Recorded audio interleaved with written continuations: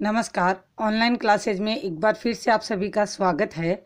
आज हम इतिहास के पाठ 3 ग्रामीण क्षेत्र पर शासन चलाना के बारे में जानकारी प्राप्त करेंगे। अब कंपनी सरकार कौन थी? अंग्रेज थे, जिन्होंने हमारे भारत पर राज किया था। दीवान बन गई थी। 12 अगस्त 1765 को मुगल बादशाह ने ईस्ट इंडिया कंपनी को बंगाल का दीवान तैनात कर दिया था। इस बात की पूरी संभावना है कि यह घटना मुट्ठी भर अंग्रेजों और हिंदुस्तानियों की मौजूदगी में रॉबर्ट क्लाइव के तंबू में घटी होगी, लेकिन ऊपर दिए गए चित्र में इस घटना को एक भव्य समारोह के रूप में दिखाया गया है। यह चित्र उस चित्रकार ने बनाया है जिसे रॉबर्ट क्लाइव ने अपने जीवन का यादगार घटनाओं को चित्रित करने का जिम्मा सौंपा था। बंगाल की दीवानी हाथ आ जाना अंग्रेजों के लिए निश्चय ही एक बड़ी घटना थी। दीवान के तौर पर कंपनी अपने नियंत्रण वाले भूभाग के आर्थिक मामलों की मुख्य शासक बन गई थी। अर्थात जो भूभाग उनको मिल गया था उसकी आर्थिक शासक कौन बन गई थी? कंपनी सरकार बन गई थी।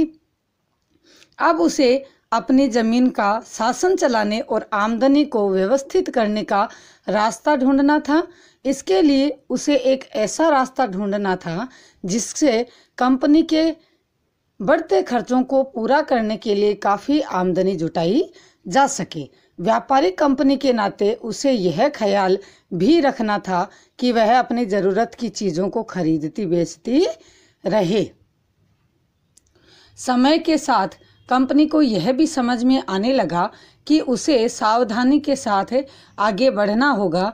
बाहरी ताकत होने की वजह से उसे उन लोगों को भी शांत रखना था जो गांव देहात में पहले शासन चला चुके थे, जिनके पास अभी भी काफ़ी ताकत और सम्मान था। ऐसे जो लोग स्थानीय सत्ता में रह चुके थे उन्हें नियंत्रित करना तो जरूरी था, लेकिन उन्हें खत्म नहीं किया जा सकता था। यह काम कैसे हो?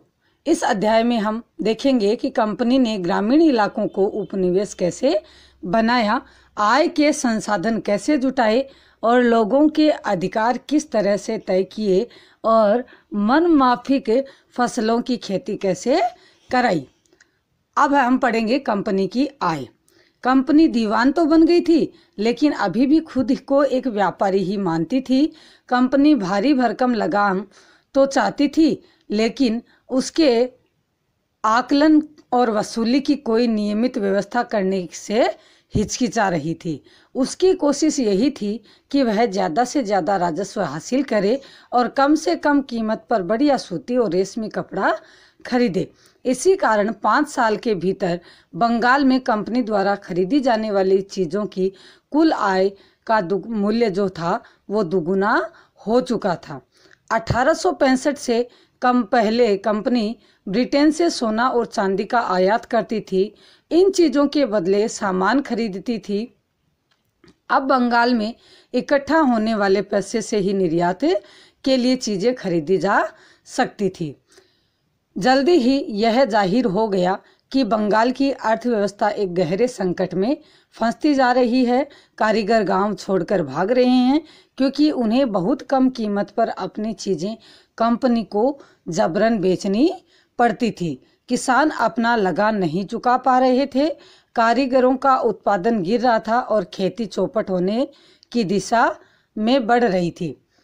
1717 में पड़े अकाल ने बंगाल में 1 करोड़ लोगों को मौत की नींद सुला दिया। इस अकाल में लगभग 1/3 आबादी समाप्त हो गई। अब खेती में सुधार की जरूरत थी। अगर अर्थव्यवस्था संकट में थी तो क्या कंपनी अपनी राजस्व आय के बारे में आश्वस्त रह सकती थी? नहीं। कंपनी के ज़्यादातर अफसरों को यह लगने लगा था कि जमीन में निवेश करना और खेती में सुधार लाना जरूरी है ताकि उनकी राजस्व आय में बढ़ोतरी हो सके। यह काम किस तरह किया जा सकता था, इस सवाल पर 2 दशकों तक बहस चलती रही। आखिरकार कंपनी ने 1793 में स्थायी बंदोबस्त लागू किया। इस बंदोबस्त की शर्तों के हिसाब से राजाओं और ताल्लुकदारों को जमींदारों के रूप में मान्यता दी गई। उन्हें किसानों से लगान वसूलने और कंपनी को राजस्व चुकाने का जिम्मा सौंपा गया।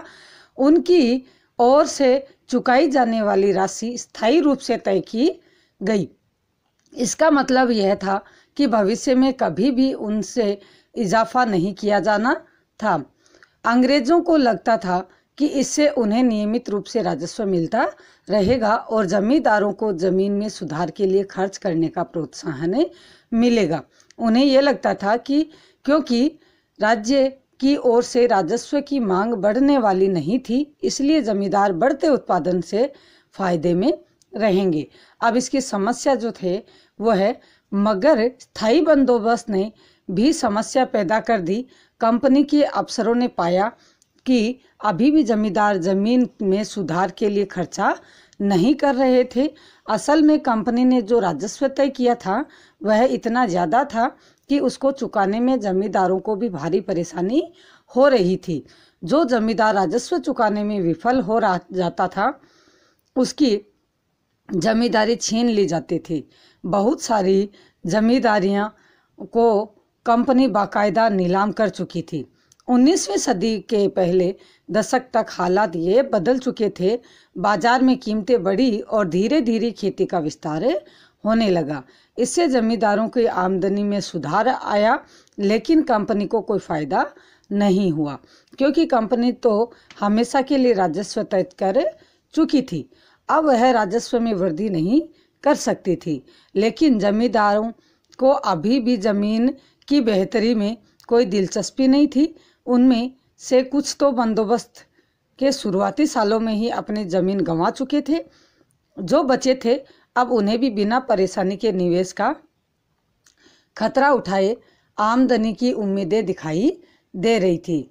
जब तक जमींदार किसानों को जमीन देकर उनसे लगान वसूल सकते थे, उन्हें जमीन में सुधार की परवाह नहीं थी। दूसरी तरफ गांव में किसानों को यह व्यवस्था बहुत दमनकारी दिखाई दी। किसान को जो लगान चुकाना था वह बहुत ही अधिक था और जमीन पर उसका अधिकार सुरक्षित नहीं था। लगान चुकाने के लिए अक्सर महाजन से कर्जा लेना पड़ता था।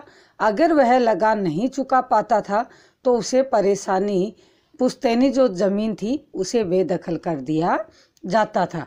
एक नई व्यवस्था उसके बाद लागू की गई थी।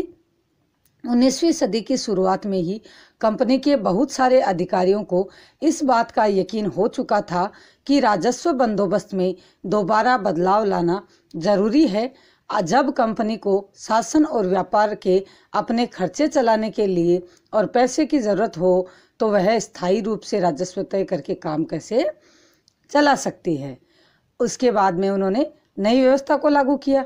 बंगाल प्रेसिडेंसी के उत्तर पश्चिमी प्रांतों के लिए होल्ट मैकेंजी नामक अंग्रेज ने एक नई व्यवस्था तय की जो 1822 में लागू किया गया। मैकेंजी को विश्वास था कि उत्तर भारतीय समाज में गांव की एक महत्वपूर्ण सामाजिक संस्था है और उसको बचाए रखना चाहिए। उसके आदेश पर कलेक्टरों ने गांव-गांव का दौरा किया, जमीन की जांच की, खेतों को मापा और विभिन्न समूहों के रीति रिवाजों को दर्ज किया। गांव के एक एक खेत के अनुमानित राजस्व को जोड़कर हर गांव या ग्राम समूह से वसूल होने वाले राजस्व का हिसाब लगाया जाता था। इस राजस्व को स्थायी रूप से तय नहीं किया गया, बल्कि उसमें समय समय पर संशोधन की गुंजाइश रखी गई।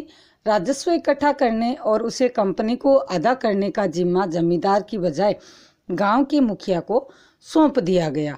इस व्यवस्था को महालवारी बंदोबस्त का नाम दिया गया। उसके पश्चात है मुनरो व्यवस्था। ब्रिटिश नियंत्रण वाले दक्षिण भारतीय इलाकों में भी स्थायी बंदोबस्त की जगह नई व्यवस्था अपनाने का प्रयास किया जाने लगा। वहाँ जो नई व्यवस्था विकसित हुई उसे रैयतवार का नाम दिया गया। कैप्टन अलेक्जेंडर रीड ने टीपू सुल्तान के साथ चले युद्धों के बाद कंपनियों द्वारा कब्जे में लिए गए कुछ इलाकों में इस व्यवस्था को आजमा कर भी देखा। थॉमस मुनरो ने इस व्यवस्था को विकसित किया और धीरे धीरे पूरे दक्षिण भारत में जो मुनरो व्यवस्था है वो ही लागू कर दी गई। रीड और मुनरो को लगता था कि दक्षिण में परंपरागत जमींदार नहीं थे, इसलिए उनका तर्क ये था कि उन्हें सीधे किसानों से ही बंदोबस्त करना चाहिए जो पीढ़ियों से जमीन पर खेती करते आ रहे हैं। राजस्व आकलन से पहले उनके खेतों का सावधानी पूर्वक और अलग से सर्वेक्षण किया जाना चाहिए। मुनरो का मानना था कि अंग्रेजों को पिता की भांति किसानों की रक्षा करनी चाहिए। सब कुछ ठीक नहीं था।